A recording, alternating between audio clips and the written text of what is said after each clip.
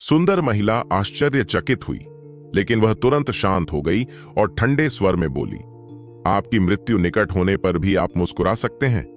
राघव ने अपना सिर हिलाया। तुम मुझे नहीं मार सकते। अगर तुम्हारे शरीर पर वो जानी पहचानी आभा नहीं होती तो तुम अब तक लाश बन चुके होते। टकराना। अचानक राघव का हाथ महिला की गर्दन की ओर बढ़ा। वह चौंक गई और उसने अपना बल बढ़ा दिया। राघव की गर्दन को कुचलना चाहती थी, लेकिन वह यह देखकर हैरान रह गई कि राघव की गर्दन अतुलनीय रूप से मजबूत थी। यह एक ड्रैगन के शरीर की तरह था और वह उसे हिला नहीं पा रही थी। जब तक उसे इसका एहसास हुआ तब तक राघव ने अपना हाथ उसकी गर्दन पर रख दिया था। उसी समय एक भयंकर ऊर्जा उसके शरीर में प्रवाहित हुई और उसने प्रतिरोध करने के लिए शीघ्रता से अपनी सबसे बड़ी शक्ति प्रवाहित कर दी। अचानक राघव ने अपनी पकड़ ढीली कर दी, जिससे महिला बच निकली। वह अवाक रह गई। अभी अभी उसने राघव की भयानक शक्ति को स्पष्ट रूप से महसूस किया था। जब तक वह चाहता उसका पूरा शरीर फट जाता, लेकिन उसने उसे छोड़ दिया था। जैसा कि उम्मीद थी, आप वास्तव में उसी जाति से हैं। महिला के सिर पर निशान को देखते हुए राघव की आंखों में गर्मजोशी की एक झलक उभरी। अभी अभी राघव की ऊर्जा ने महिला को अपनी पूरी ताकत छोड़ने के लिए उकसाया था। यह विदेशी ऊर्जा द्वारा आक्रमण किए जाने पर एक सहज मुक्ति थी। उसी क्षण राघव ने उसके माथे पर एक हल्का सा निशान देखा। वह शैतान का चरित्र था। यह वही निशान था जो उस समय सिमरन के माथे पर दिखाई दिया था। सिमरन का लगभग दोष रहित चेहरा एक बार फिर राघव के दिमाग में उभर आया। उसमें उसका वह मनमोहक आकर्षण भी था जिसे नकारा नहीं जा सकता था। आप कौन हैं? महिला की अभिव्यक्ति पूरी तरह बदल गई। घबराने की कोई जरूरत नहीं है। मैं आपका दुश्मन नहीं हूं। मैं पूछना चाहता हूं, क्या आप सिमरन को जानते हैं? राघव ने पूछा। कैसे? आप पवित्र बेटी का नाम कैसे जानते हैं? उसने आश्चर्य से पूछा। पवित्र बेटी?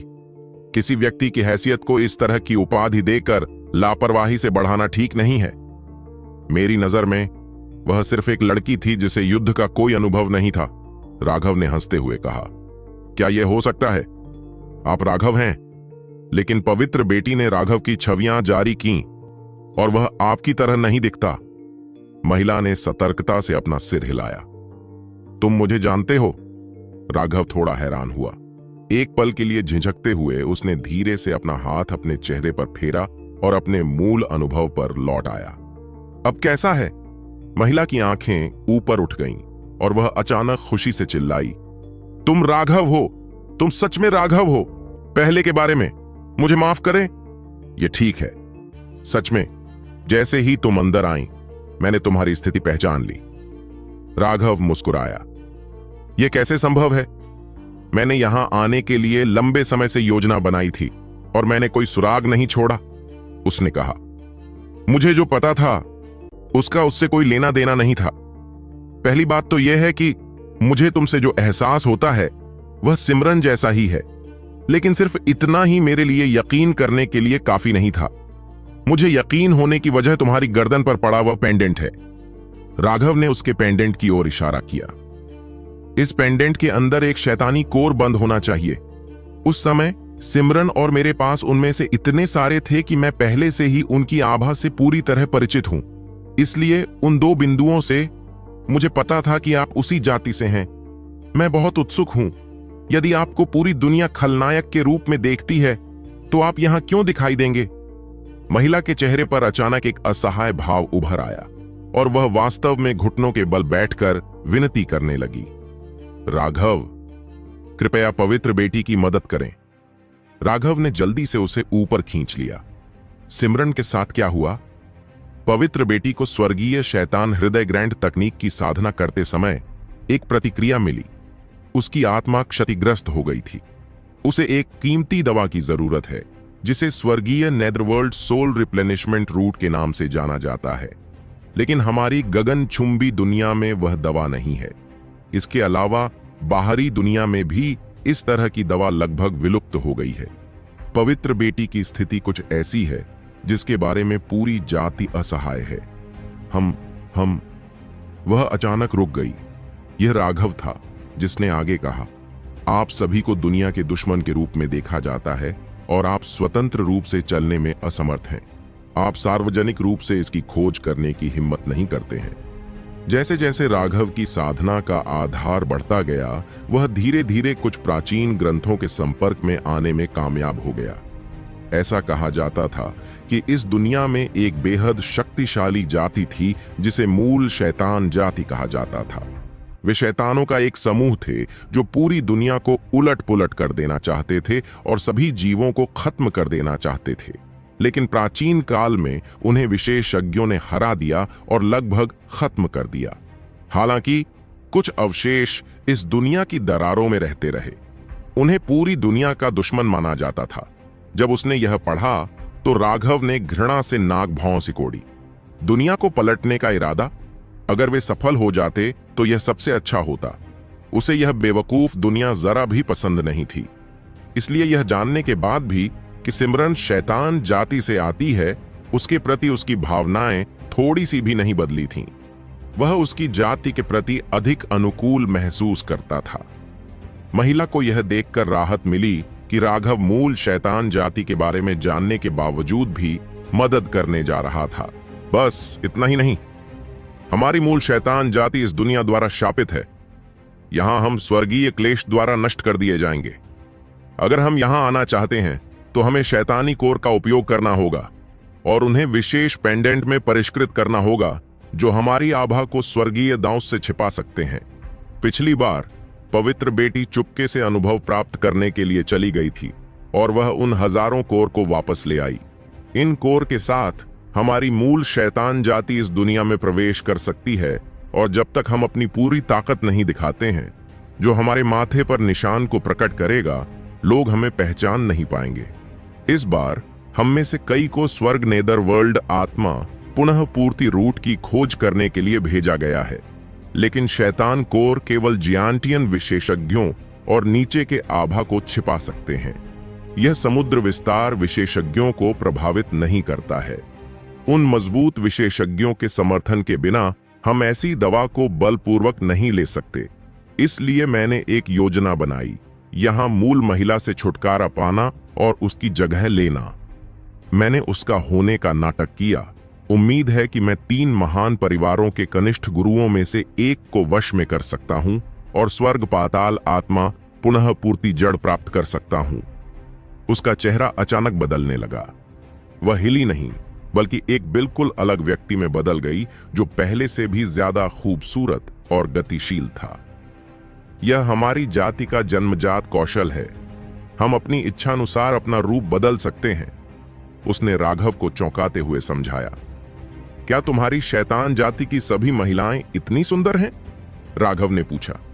हे, क्या आपने पहले से ही सबसे सुंदर को नहीं देखा है? पवित्र बेटी को सार्वजनिक रूप से हमारी शैतान जाति की नंबर 1 सुंदरता के रूप में सराहा जाता है। वह हंसी। राघव ने सिर हिलाया। सिमरन का चेहरा वाकई बेदागा हो गया था। यह उसके आकर्षण के लिए खास तौर पर सच था, जो उसके अंदर से बहता हुआ लग रहा था। यह एक ऐसी खूबसूरती थी जिसे नकारा नहीं जा सकता था, जो किसी भी व्यक्ति की आत्मा को चुरा सकती थी। तुम्हें स्वर्ग पाताल आत्मा पुनः पूर्ति जड़ की तलाश में जाने की कोई जरूरत नहीं है, यह मेरे पास है, राघव ने कहा। यह 6ठी श्रेणी का औषधीय घटक था और राघव के चरित्र को देखते हुए वह इसे कैसे तैयार नहीं कर सकता था। सचमुच बहुत बढ़िया। तब पवित्र बेटी को अपनी आत्मा के खाए जाने का दर्द नहीं सहना पड़ेगा। महिला रो पड़ी। उसकी आंखों से आंसू बह निकले। क्या आपकी जाति में कीमियागर हैं? नहीं, हम दुनिया से शापित हैं और हमारे पास केवल हमारी मूल ऊर्जा ही है। दुनिया की कोई भी मौलिक ऊर्जा हम इस्तेमाल नहीं कर सकते। यह दुनिया सचमुच बीमार होगी। राघव ने उनके प्रति सहानुभूति महसूस करते हुए अपना सिर हिलाया। सिमरन की पूरी जाति शापित थी, लेकिन राघव शापित नहीं था और फिर भी स्वर्गीय दांस हमेशा उसका जीवन चाहते थे।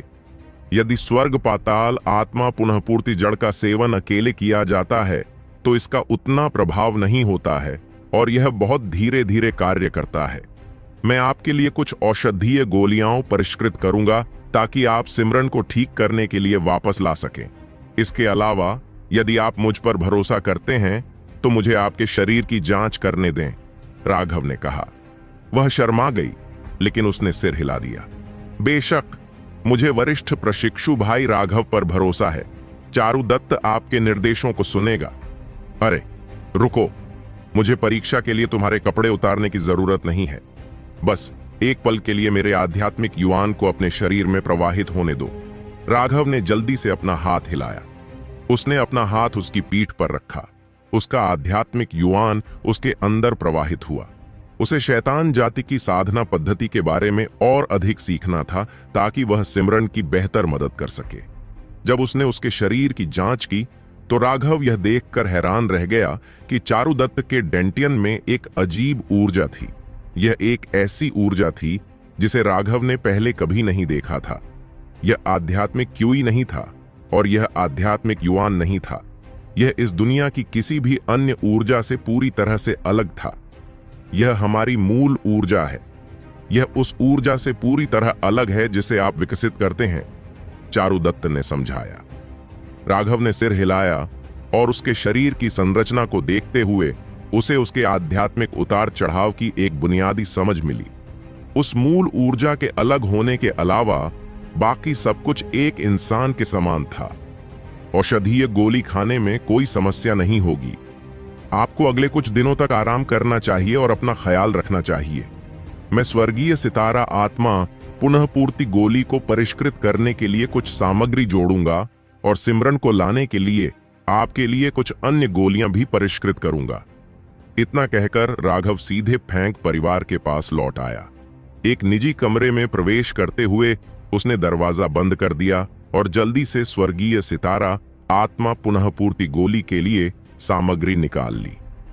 यह 6ठी श्रेणी की गोली थी और इसकी कठिनाई अपने स्तर के लिए मध्यम थी।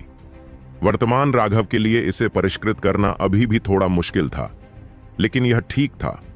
एक पृथ्वी ज्वाला की सहायता से यह कोई समस्या नहीं थी। वर्तमान में क्षीण जानवरों की लपटों के एक समूह की देखभाल कर रहा था और तेजी से बढ़ रहा था। अब जब राघव ने उसे गोलियों को परिष्कृत करने के लिए बुलाया तो यह बाघ को पंख लगाने जैसा था। क्योंकि राघव का दिमाग क्षीण से जुड़ा हुआ था, इसलिए उनका सहयोग सहज था। धमाका। 6 घंटे से भी कम समय में स्वर्गीय सितारा आत्मा पुनः पूर्ति गोलियों की भट्ठी पूरी हो गई। एक 8 रिंग गोली के अलावा बाकी सभी में 9 रिंग थे। कितना खेदजनक है। औषधीय सामग्री में पर्याप्त आध्यात्मिकता नहीं है, नहीं तो क्षीण की ताकत से मैं शीर्ष श्रेणी की गोलियां भी परिष्कृत कर सकता था, राघव ने आह भरते हुए कहा। क्षीण की सहायता से राघव का शोधन अत्यंत सहज और आसान था। सबसे महत्वपूर्ण बात यह है कि क्षीण के पास अपनी आत्मा थी। दूसरी बार राघव को इसे नियंत्रित करने की भी आवश्यकता नहीं थी। क्षीण अपने आप ही शोधन करने में सक्षम था, जिससे राघव अतुलनीय रूप से उत्साहित था। क्षीण, इसे खुद आजमाओ। राघव ने तुरंत कुछ भी करना बंद कर दिया। क्षीण 3 मीटर लंबे फ्लेम ड्रैगन में बदल गया और गोली भट्टी के चारों ओर लिपट गया। फ्लेम कंट्रोल बिल्कुल वैसा ही था जैसा उसने इसे नियंत्रित किया था। धमाका। जब भट्टी का ढक्कन खुला तो राघव ने देखा कि उन सभी में 7 छल्ले थे। हालांकि यह उसी स्तर का नहीं था जब उसने उन्हें व्यक्तिगत रूप से परिष्कृत किया था, लेकिन यह पहले से ही काफी चौंकाने वाला था। क्षीण, तुम वाकई कमाल हो, राघव हंसा। यह प्रशंसा पाकर क्षीण उत्साह से राघव के शरीर से लिपट गया। हाँ, तुम वास्तव में अपने आप तापमान को नियंत्रित कर सकते हो। भविष्य में जब तुम ऊब जाओगे तो तुम गोलियों को परिष्कृत करने में मेरी मदद कर सकते हो। राघव ने खुशी से भरकर क्षीण के सिर को धीरे से सहलाया। अब उसके पास वास्तव में एक विश्वसनीय सहायक था। आदिम अराजकता स्थान में गोलियों को परिष्कृत करने में मेरी मदद करो, मुझे कुछ और काम करने हैं। राघव ने क्षीण, गोली भट्टी और औषधीय सामग्री को आदिम अराजकता स्थान में रख दिया। अब उसे बिना कुछ किए भी गोलियों की निरंतर आपूर्ति मिलती रहेगी। चारुदत्त ने कहा कि सिमरन भी स्वर्गीय जियानटियन क्षेत्र में पहुंच गई है। मुझे उसके लिए कुछ रक्त पिपासु समुद्र विस्तार की गोलियां परिष्कृत करनी चाहिए। राघव ने अचानक मुट्ठी भर खून के रंग का फल निकाला। वह रक्त पिपासु सिंदूर फल था, लेकिन यह वही फल नहीं था जो उसने अराजकता क्षेत्र में प्राप्त किया था। वह एक बीज में बदल गया था और ऐसे फलों से भरे एक बड़े पेड़ को जन्म दिया था। यह कहने की जरूरत नहीं थी कि आदिम अराजकता का स्थान बहुत ही स्वर्ग विरोधी था। चाहे वह कोई भी बीज हो, चाहे पौधे को किसी भी तरह के रहने वाले वातावरण की जरूरत हो, वह तेजी से बढ़ेगा। वर्तमान में आदिम अराजकता अंतरिक्ष के केंद्र के पास 7 औषधीय क्षेत्र थे। वे पहले स्तर से 7वें स्तर की सामग्री के अनुरूप थे। यद्यपि प्रथम श्रेणी के अवयव बहुत उपयोगी नहीं थे, फिर भी कुछ उच्च श्रेणी की औषधीय गोलियां थीं, जिनके औषधीय गुणों को बेअसर करने के लिए कुछ निम्न श्रेणी के अवयवों की सहायता की आवश्यकता थी। एक अगरबत्ती के बराबर समय के बाद अब राघव के आसपास 100 से ज्यादा ताजी चुनी गई औषधीय सामग्रियां थीं। ऐसी ताजी सामग्रियों में सबसे सघन ऊर्जा होती है। राघव ने इन सामग्रियों को पाउडर में परिष्कृत करने के लिए शीण को आदिम अराजकता स्थान से बाहर बुलाया और फिर ब्लड फैंटेसी एक्सपेंशन पिल को परिष्कृत करना शुरू किया। यह भी 6ठी श्रेणी की गोली थी, लेकिन यह 6ठी श्रेणी की गोली के मध्य का चरम था।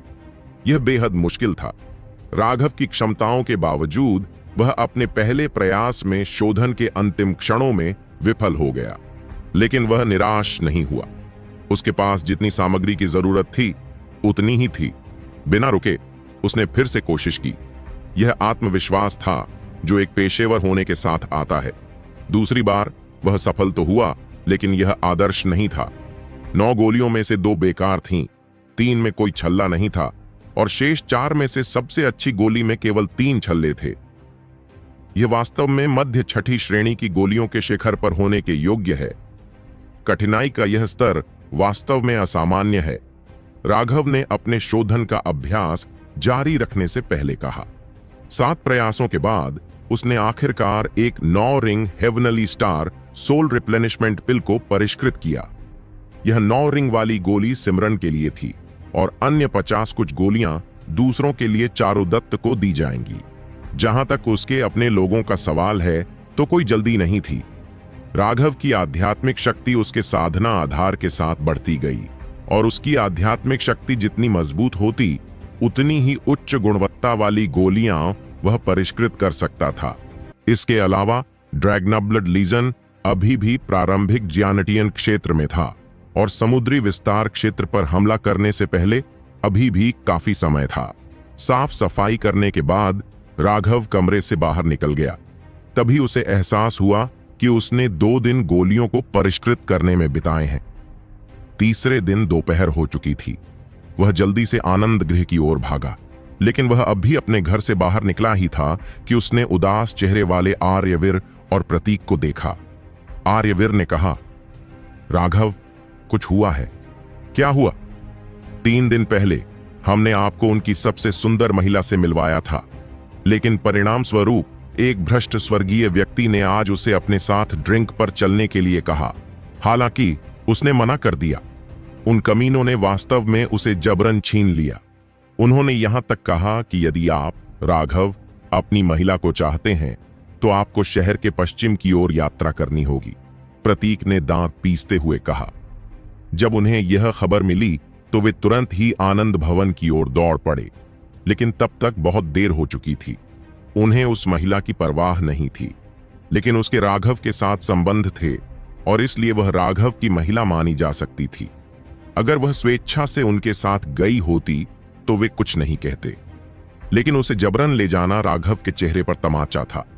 उन्हें यह खबर उनके अपने अंतरंग साथियों से मिली थी, लेकिन जब तक वे वहां पहुंचे तब तक उसे पहले ही ले जाया जा चुका था। इसलिए वे अब राघव को खोजने यहां आए थे। यह स्पष्ट रूप से उस दिन के दिव्य मूर्ख द्वारा किया गया था। चलो चलते हैं। अगर मैं उसे कल का राघव देखने के लिए जीवित रहने दूं तो मेरा उपनाम शर्मा नहीं रहेगा। राघव तुरंत भाग गया। राघव, शांत हो जाओ, यह स्पष्ट रूप से एक जाल है। आर्यवीर ने जल्दी से पकड़ लिया। पूर्ण शक्ति के सामने कोई भी जाल बेकार है। तुम दोनों को बस मेरा उत्साहवर्धन करना है, मैं इसे संभाल लूंगा। राघव हत्या के इरादे से भरा हुआ था। चारुदत्त एक साधारण ज़्यानिटियन महिला की भूमिका निभा रही थी। एक शक्तिशाली सेलेस्टियल के सामने उसके पास कोई मौका नहीं था। अगर वह सचमुच विरोध करती तो यह उसके नस्लीय दाग को उजागर कर देता। तब यह बहुत तकलीफदेह होता। मृत्यु एक बहुत ही शानदार चीज बन जाती। अगर आप थोड़ा भी सोचें तो यह स्पष्ट हो जाएगा कि यह कुछ ऐसा था जिसे सांझी ने पर्दे के पीछे से नियंत्रित किया था। जैसा कि अपेक्षित था, दृश्य बदल सकता है, लेकिन लोग नहीं बदलेंगे। राघव ने उसे ज्यूली गुप्त क्षेत्र में अपनी जान देकर छोड़ दिया था। उसे केवल कुछ समय के लिए ही बरामद किया गया था, लेकिन उसने एक बार फिर अपने लोगों पर नजरें गड़ा दी थीं। अच्छा, बहुत अच्छा। यह देखकर कि राघव के पास अपने कार्ड थे, आर्यवीर ने उसे नहीं रोका। आखिरकार वे सभी पुरुष थे और वे उसकी भावनाओं को समझ सकते थे। उसने एक जादुई जानवर को बुलाया और वे तीनों भाग गए। पिलयांग शहर के पश्चिम में एक जंगल था। उससे थोड़ा आगे दो पहाड़ों के बीच एक खाई थी। हजारों विशेषज्ञ वहां एकत्र हुए थे, जो दूर से लोगों के एक समूह को देख रहे थे। लोगों का वह समूह सिर्फ 10 से ज्यादा लोगों का था, लेकिन उनका नेता सांझी था। सांझी बैठा था और उसके पास ही एक बिस्तर था। उस बिस्तर पर एक खूबसूरत महिला लेटी थी, जिसे कसकर बांधा गया था। वह एक पीली चेहरे वाली चारुदत्त थी। भ्रष्ट मार्ग से आया एक आदमी बिस्तर के सामने खड़ा था, लालच से चारुदत्त को देख रहा था। यह वही सेलेस्टियल था जिसे राघव ने उस समय हाउस ऑफ प्लेजर्स में आधा मार दिया था। वह दुष्टता से हंसा।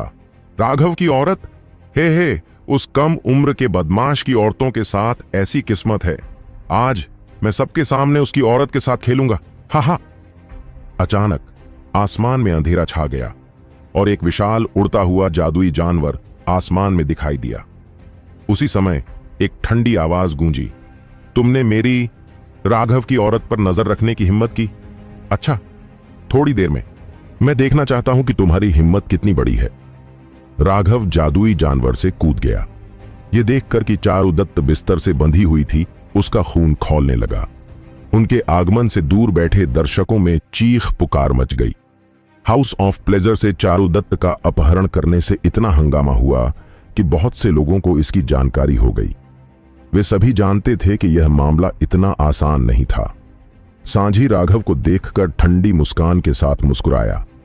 सब कुछ उसके नियंत्रण में था। चारुदत्त आतंक से भरी हुई थी, लेकिन उसने संघर्ष करने की हिम्मत नहीं की। अपनी ताकत के साथ उसके लिए एक दिव्य का सामना करने का कोई रास्ता नहीं था। सभी लड़ाई उसकी स्थिति को उजागर कर सकती थी। उसे मौत का डर नहीं था, लेकिन उसे डर था कि एक बार जब वह मर गई तो ये लोग उसकी आत्मा को कैद कर लेंगे और उसकी यादों को खंगालेंगे। फिर 10,000 मौतें भी उसके अपराध को मिटाने के लिए पर्याप्त नहीं होंगी। राघव को आते देख किसी अज्ञात कारण से चारुदत्त अचानक शांत हो गई। ऐसा लग रहा था जैसे वह आकृति उसे अंतहीन आराम दे सकती है। हाँ, राघव, तुम वास्तव में आए। बहुत बढ़िया। क्या तुम अपनी औरत चाहते हो? मुझसे लड़ो। अगर तुम जीत गए तो तुम इस औरत को दूर ले जा सकते हो। सेलेस्टियल हंसा। राघव ने उसे अनदेखा कर दिया और सीधे चारुदत्त की ओर चलने लगा, जैसे कि उसने उसे देखा भी ना हो। बेटे, तुम सचमुच घमंडी हो। राघव को अपनी अनदेखी करते देख सेलेस्टियल क्रोधित हो गया, खासकर जब उसने सोचा कि राघव ने उसे कैसे अपमानित किया है। उसकी हत्या की मंशा भड़क उठी और वह एक पल में राघव के सामने प्रकट हुआ। उसे अपनी पूरी ताकत से मुक्का मारा। इस बार वह ज्यादा होशियार था और जानता था कि राघव का भौतिक शरीर कितना मजबूत था। उसके आध्यात्मिक युवान ने उसके आसपास के स्थान को थर्रा दिया। उसकी मुट्ठी राघव के शरीर पर जा लगी, लेकिन हर कोई यह जानकर हैरान रह गया कि यह तो बस एक भूत प्रेत का दृश्य था। क्या? सेलेस्टियल ने जल्दी से मुड़कर देखा कि राघव ने बिस्तर के ऊपर आने के लिए किसी अज्ञात तकनीक का इस्तेमाल किया था। लपटों ने उसके हाथ को ढक लिया और इसे ब्लेड की तरह इस्तेमाल करते हुए कठोर जानवर की सभी नसें काट दी गईं। चारुदत्त उछलकर राघव से लिपट गई। लंबा! चारुदत्त ने अभी अपना मुंह खोला ही था कि राघव ने जल्दी से उसके होठों पर एक चुंबन दे दिया। अगर वह उत्तेजना में राघव को पुकारती तो उनके लिए सब खत्म हो जाता। चूमने पर चारुदत्त कांप उठी। राघव ने धीरे से उसके बालों को सहलाया और कहा, इसे मुझ पर छोड़ दो। चारुदत्त शर्मा गई। उसे तुरंत अपनी गलती का एहसास हुआ। उसने आज्ञाकारी ढंग से सिर हिलाया।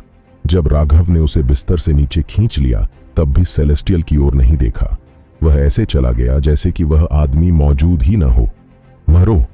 दिव्य ने उग्रता से दहाड़ते हुए अचानक अपनी तलवार निकाली।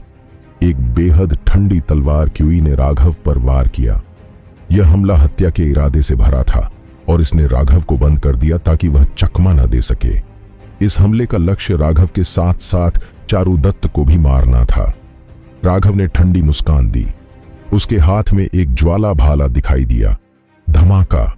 जमीन कांप उठी और हर किसी के कान के पर्दे धमाके की आवाज से हिल गए। हर किसी के चेहरे के भाव बदल गए। ऐसी टक्कर किसी भी ज्यानिटियन कीमियागर को तुरंत मार सकती थी। क्या? जब धूल जम गई तो उसने राघव को प्रकट किया। अनगिनत ऋण उसके ज्वाला भाले के भीतर घूम रहे थे, हवा को जला रहे थे। हालांकि चारुदत्त गायब हो गई थी। लोगों ने जल्दी से चारों ओर देखा कि चारुदत्त पहले से ही प्रतीक और आर्यवीर के पास थी। उसे अभी अभी राघव ने एक पल में बाहर भेज दिया था। प्रतीक और आर्यवीर दोनों घबरा गए थे। उन्हें राघव को यहां लाने का पछतावा हो रहा था। एक महिला के लिए यह सब करना उचित नहीं था, लेकिन इतने लंबे समय तक राघव के साथ बातचीत करने के बाद उन्हें पता चल गया था कि उसका चरित्र बिल्कुल सीधा है। ऐसा व्यक्ति धोखा बर्दाश्त नहीं करेगा। अगर उन्होंने उसे धोखा देने की कोशिश की तो राघव बहुत संभव है कि उनके प्रति शत्रुतापूर्ण हो जाए। लेकिन एक कीमियागर एक दिव्य के खिलाफ जाने के लिए उनके दिल उनके गले में उठ गए। चारुदत्त भी घबराई हुई थी। उसे राघव की ताकत का कोई ज्ञान नहीं था। वह केवल सिमरन से उसका नाम जानती थी। अब राघव उसके लिए एक सेलेस्टियल से लड़ने को तैयार थी। वह भावुक होने से खुद को नहीं रोक सकी। इतने सालों में बाहरी दुनिया के लोग उसके दुश्मन थे। उसने कभी किसी बाहरी व्यक्ति को उसके साथ इतना अच्छा व्यवहार करते नहीं देखा था। राघव ने अपने ज्वाला भाले को सेलेस्टियल की ओर इशारा किया और ठंडे स्वर में कहा, बेवकूफ, क्या तुम जानते हो कि मैंने तुम्हें पिछली बार क्यों जाने दिया था? ऐसा इसलिए क्योंकि जब मैं तुम्हें एक बार कुचल सकता हूं तो मैं तुम्हें 2 बार भी कुचल सकता हूं। यह देखते हुए कि तुम आश्वस्त नहीं हो, मैं तुम्हें एक प्रदर्शन दिखाऊंगा ताकि तुम समझ सको कि एक कीमियागर कितना भयानक होता है। धमाका! अचानक राघव के शरीर के चारों ओर अंतहीन लपटें भड़कने लगीं। ऐसा लग रहा था जैसे वह एक ज्वाला देवता में बदल गया हो और उससे भयानक गर्मी निकल रही थी। यह ब्लेज इरप्शन आर्ट है। राघव वास्तव में इस तरह की उन्मत्त पिल फ्लेम जादुई कला में प्रशिक्षित करने में सक्षम था। आर्यवीर हैरान था। यह सिर्फ आर्यवीर की बात नहीं थी, वहां मौजूद हर कीमियागर हैरान था। वह ब्लेज इरप्शन आर्ट कीमियागरों के लिए एक बेहद पागलपन भरी जादुई कला थी। आत्मा ऊर्जा के दमन के माध्यम से एक व्यक्ति की गोली की लौ सबसे अधिक उन्मत्त और अराजक हमलावर लौ में बदल जाएगी। यह शोधन के दौरान इस्तेमाल की जाने वाली लौ से पूरी तरह से अलग थी। यह एक विनाशकारी लौ थी जिसका एकमात्र लक्ष्य इस दुनिया को जलाकर नष्ट कर देना था। ब्लेज इरप्शन आर्ट एक ऐसी चीज थी जिसे सिद्धांत रूप में पिल सम्राट रैंक और उससे ऊपर का कोई भी व्यक्ति इस्तेमाल कर सकता था, लेकिन वास्तव में केवल पिल पूर्वजों ने ही नियंत्रण के आवश्यक स्तर तक पहुंच बनाई थी। पिल सम्राट की आध्यात्मिक शक्ति पिल फ्लेम के परिवर्तन का कारण बनने के लिए पर्याप्त नहीं थी। यहां तक कि आर्यवीर और प्रतीक, जिनके परिवारों ने उन्हें तैयार करने के लिए हर संभव प्रयास किया था, वे भी इस क्षमता का उपयोग मुश्किल से ही कर पाएंगे। लेकिन इसकी शक्ति सीमित होगी और यह युद्ध के लिए उपयुक्त नहीं है। लेकिन राघव की आध्यात्मिक शक्ति एक महासागर जितनी विशाल थी और इसके साथ वह ब्लेज इरप्शन आर्ट का उपयोग अपने इष्टतम स्तर पर कर सकता था, जिससे हर कोई हैरान हो जाता था। उस पल में राघव की आभा अस्त व्यस्त और उन्मत्त हो गई। ऐसा लगा जैसे एक भेड़ अचानक एक भयानक जादुई जानवर बन गई हो। इस गोली की लौ में परिवर्तन महसूस करते हुए राघव ने अंदर से ठंडी सांस ली। चूंकि वह अपनी ताकत का उपयोग नहीं कर सकता था, तो वह बस एक कीमियागर की ताकत का उपयोग करेगा। मरो, राघव ने दहाड़ते हुए कहा। उसकी आवाज गरजने जैसी थी। वह पहले से ही एक धधकते हुए शूटिंग स्टार में बदल गया था, जो सेलेस्टियल पर निशाना साध रहा था। उसी समय उसके ज्वाला भाले ने एक कान फाड़ने वाली धमाकेदार आवाज निकाली, जो आगे की ओर बढ़ रही थी। दिव्य की अभिव्यक्ति तुरंत बदल गई। उसने राघव से अंतहीन दबाव महसूस किया। उसके माथे पर खून के रंग का निशान चमक उठा और उसकी रक्त क्यों बढ़ गई। उसके पीछे एक छवि दिखाई दी। वह संघर्ष कर रही अनगिनत आत्माओं की छवि थी। यहां तक कि उनकी करुण चीखें भी सुनी जा सकती थीं, जैसे कि भूतों की चीखें जो जीवन के लिए रो रही हों। ऐसी आवाज जो किसी व्यक्ति के खून को ठंडा कर दे। ठंडी सांस के साथ सेलेस्टियल की तलवार नीचे गिर गई। उस पल में उसके पीछे की छवि गायब हो गई और आत्माएं उसकी तलवार के चारों ओर फिर से प्रकट हुईं, क्योंकि उसने इसे राघव की ओर फेंक दिया। धमाका! एक जोरदार विस्फोट ने स्वर्ग और पृथ्वी को हिला दिया। राघव का ज्वाला भाला सेलेस्टियल की तलवार से टकराया। आकाशीय हवाएं और प्रचंड लपटें हर दिशा में फैल गईं। सभी दर्शक भयभीत हो गए और जल्दी से पीछे हट गए। यह बहुत भयावह था। उन्होंने कभी किसी कीमियागर को एक भयानक दिव्य प्राणी से सीधे भिड़ते नहीं देखा था। जहां तक राघव की बात है, वह अभी भी आग और हवा के बीच में खड़ा था। उसके चारों ओर भड़की हुई लपटें थीं और वह अवर्णनीय रूप से दबंग दिखाई दे रहा था। उसके सामने खड़ा भ्रष्ट देवलोक सदमे से भर गया।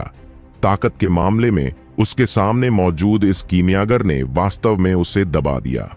वर्तमान में उनके हथियार अभी भी आपस में जुड़े हुए थे। उनकी आभा लगातार बढ़ रही थी। सेलेस्टियल के चारों ओर हवा तेज हो गई और राघव के चारों ओर लपटें ऊंची हो गईं। धमाका! जब राघव को एक भयानक शक्ति ने उड़ा दिया तो धरती कांप उठी। हर कोई चौंक गया।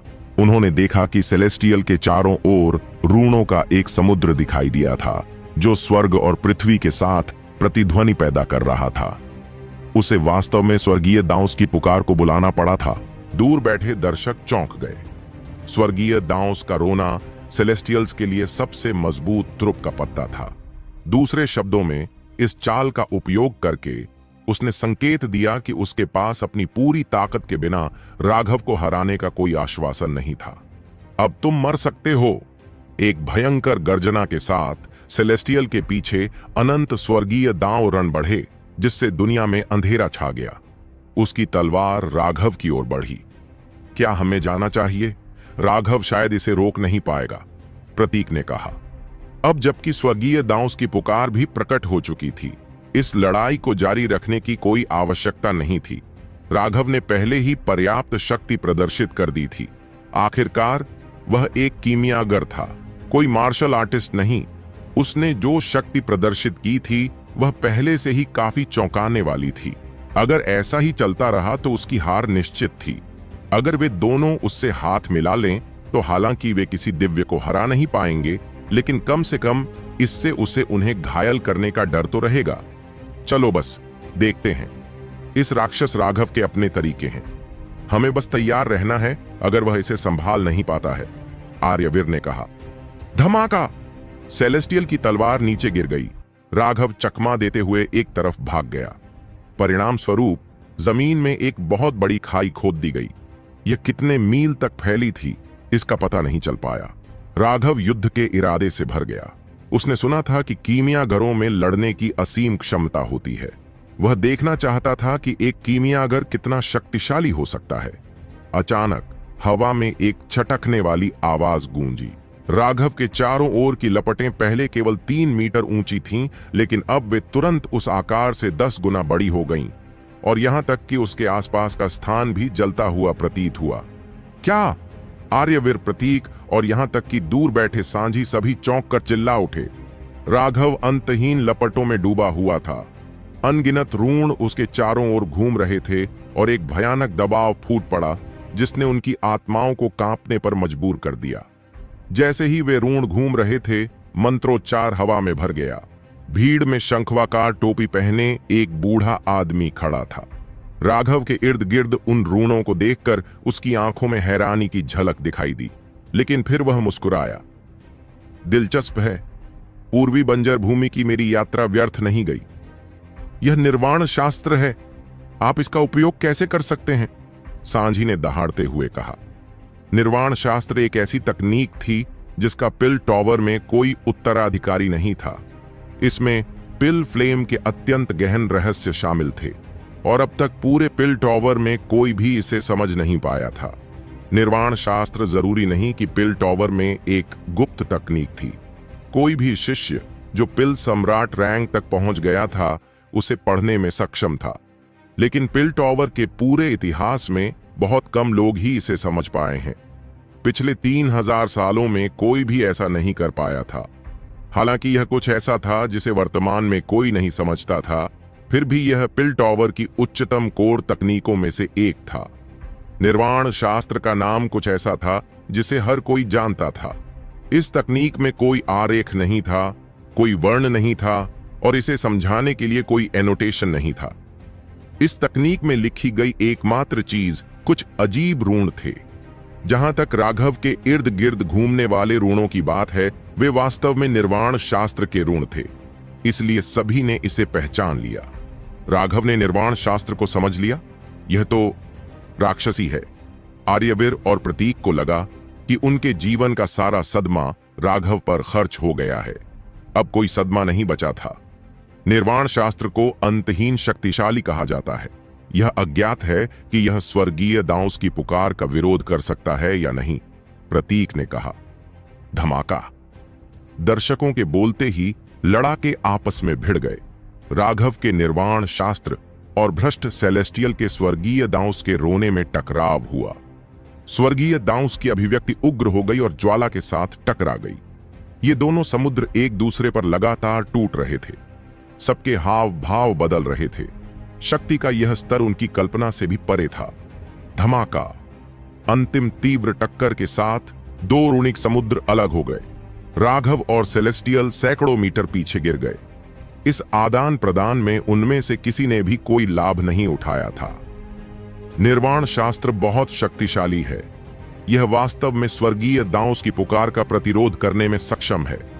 राघव वास्तव में स्वर्ग को चुनौती देने वाला है। दर्शक दंग रह गए।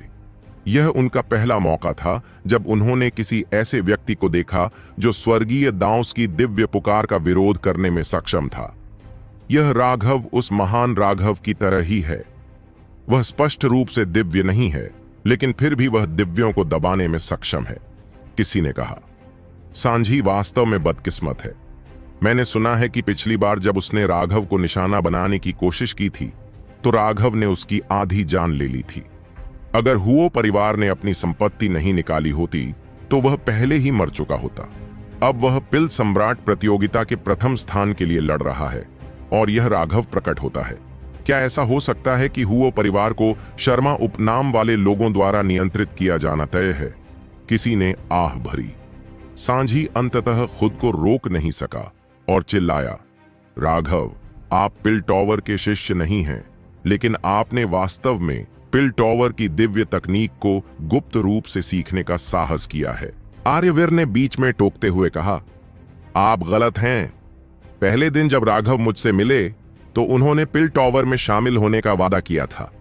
औपचारिकताएं जूनियर सौरभ द्वारा व्यक्तिगत रूप से संभाली जा रही हैं। आप कैसे कह सकते हैं कि वह पिल टॉवर का शिष्य नहीं है? ठीक है, मैं इसे संभालने का प्रभारी हूं। अगर कोई समस्या है तो आप मुझसे मिल सकते हैं, प्रतीक ने कहा। तुम दोनों, सांझी का गुस्सा फूटने वाला था। ये दोनों लोग लगातार अपने अधिकार का इस्तेमाल करके राघव को लाभ पहुंचा रहे थे, लेकिन वह इसके बारे में कुछ भी करने में असहाय था। राघव ने बाहर से आने वाली बातों को नजरअंदाज कर दिया। वह पहले से ही फैंक और चाई परिवारों का सदस्य बन चुका था।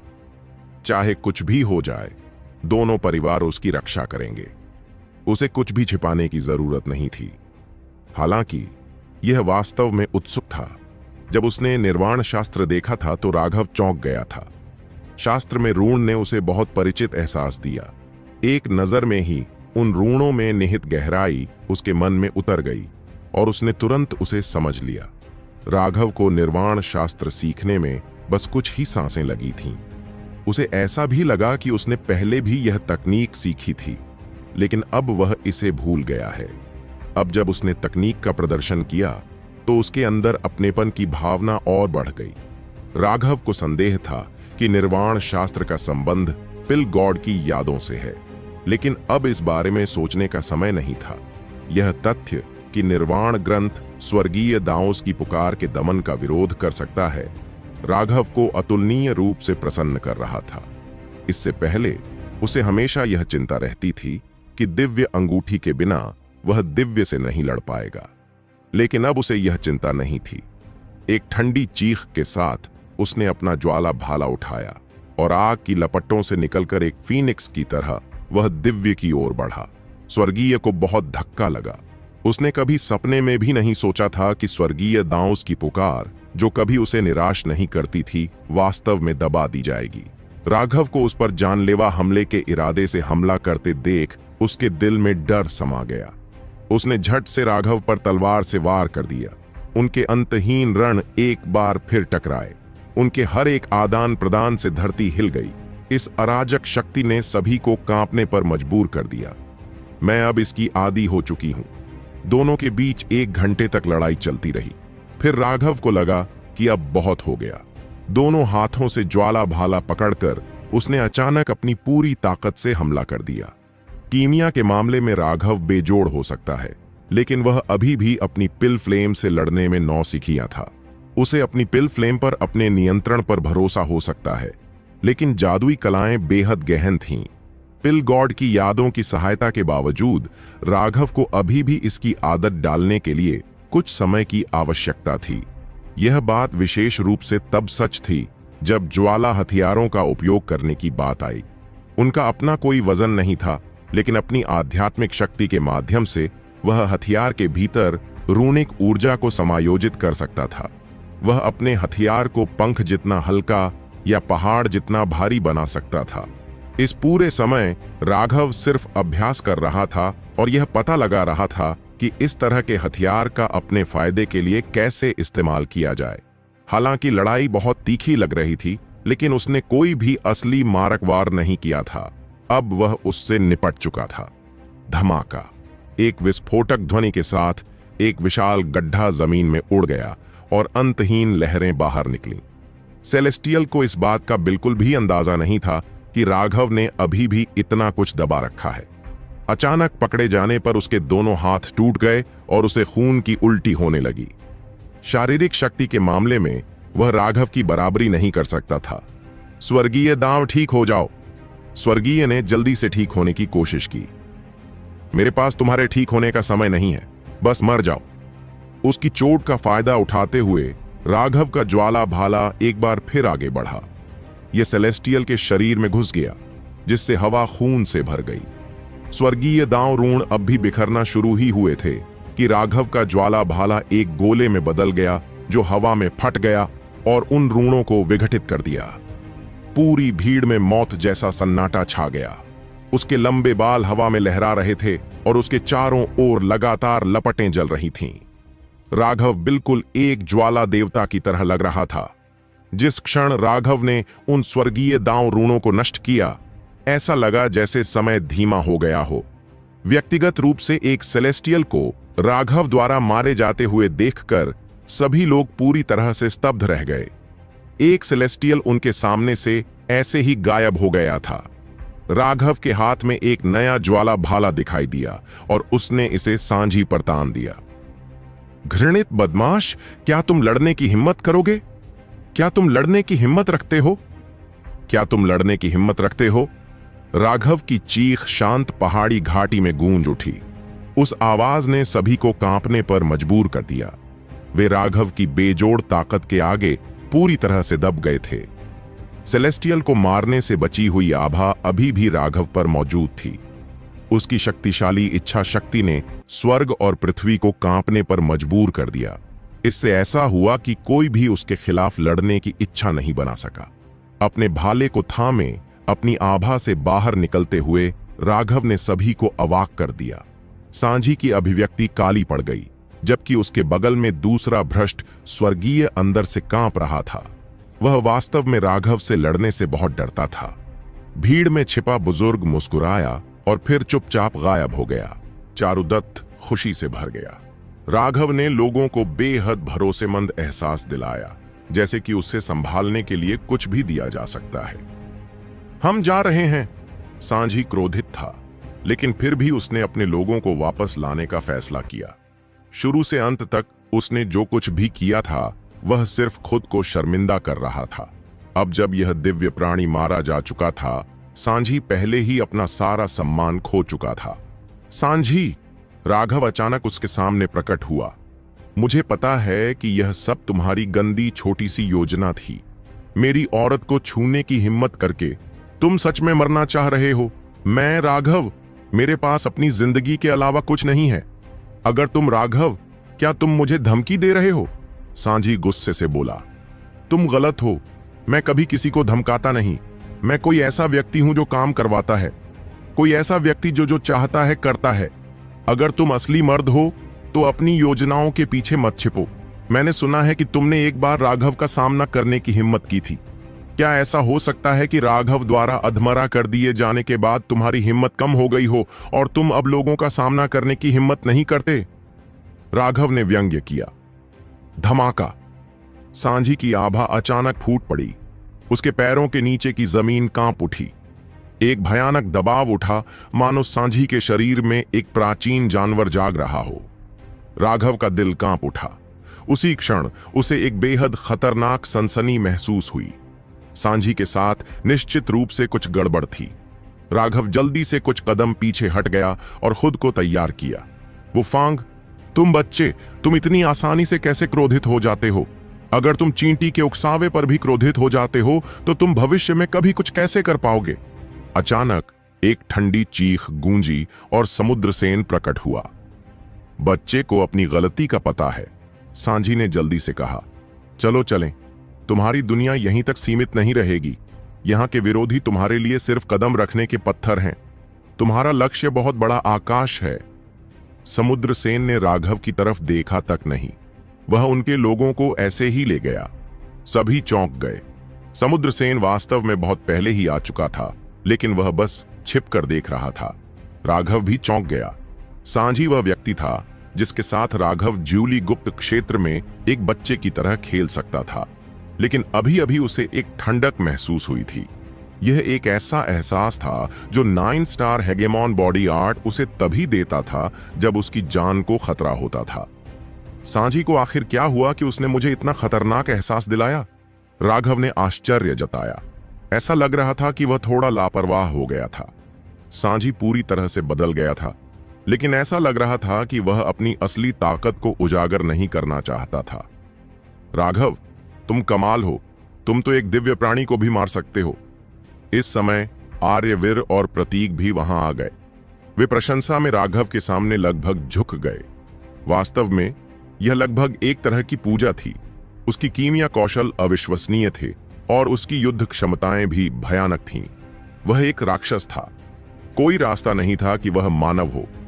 माफ करना, सीक्रेट टोम मंडप में मैंने राघव ने माफी मांगी। माफी मांगने की कोई जरूरत नहीं है। आप हमारे पिल टॉवर के सदस्य हैं। आप जो चाहें सीख सकते हैं। अगर दूसरे लोग इसके बारे में बकवास करना चाहते हैं तो उन्हें करने दें। इसके अलावा कोई भी शिष्य जो पिल टॉवर में शामिल होता है वह महीने में एक बार सीक्रेट टोम पैवेलियन में प्रवेश कर सकता है, और आपने केवल एक बार प्रवेश किया है। हमने कोई नियम नहीं तोड़ा। और उस बारे में, राघव, क्या तुम्हें यकीन है कि तुम इंसान हो? एक बार सीक्रेट टोम पैवेलियन में प्रवेश करके इतना कुछ सीखने के बाद क्या तुम्हें यकीन है कि तुम राक्षस नहीं हो? प्रतीक ने पूछा। ठीक है, बकवास मत करो। ये बात करने की जगह नहीं है। चलो वापस चलते हैं। लेडी चारुदत्त, मैंने पहले ही किसी को तुम्हें सुख के घर से खरीदने के लिए भेज दिया है। भविष्य में तुम अपनी मर्जी से रहोगी, आर्यवीर ने कहा। आर्यवीर, सच में शुक्रिया, राघव ने कहा। सच में राघव जानता था कि यह उसे और भी अपनी तरफ खींचने का उसका तरीका था। मुझे धन्यवाद देने की कोई जरूरत नहीं है। सौरभ और मैं अपने परिवारों के जूनियर मास्टर हो सकते हैं, लेकिन हमें वास्तव में बहुत कम आय मिलती है। ये सांझी के 1 महीने के खर्च की भरपाई भी नहीं कर सकता। यह बिल मेरे परिवार के बूढ़े पिता ने चुकाया है, आर्यवीर ने कहा। आर्यवीर और प्रतीक दोनों के साथ उनके परिवारों द्वारा बहुत सख्ती से व्यवहार किया जाता था। उन्हें गोलियों को परिष्कृत करके अपना पैसा कमाना पड़ता था। कीमिया दुनिया में सबसे ज्यादा पैसे कमाने के औजारों में से एक थी, लेकिन उन दोनों के लिए यह अलग था। उनके परिवारों का लक्ष्य उन्हें संयमित करना था। उन्होंने उन्हें केवल बेहद मुश्किल गोलियों को परिष्कृत करके पैसे कमाने की अनुमति दी, जिनमें विफलता की संभावना बहुत ज्यादा थी। कभी कभी वे 1 महीने तक शोधन करते रहते थे और एक भी तांबे का सिक्का नहीं कमा पाते थे। वास्तव में उन्हें सामग्री के लिए पैसे भी देने पड़ते थे। पिछले कुछ सालों में ही उनकी कीमिया इतनी बेहतर हो गई थी कि वे अपना कर्ज चुकाने और कुछ बचत करने में कामयाब हो गए। राघव ने इस तरीके को मंजूरी दे दी। कम से कम उन दोनों में सांझी जैसी घिनौनी आदतें नहीं थीं। दूसरों को जो एहसास वे देते थे वह बिल्कुल अलग था।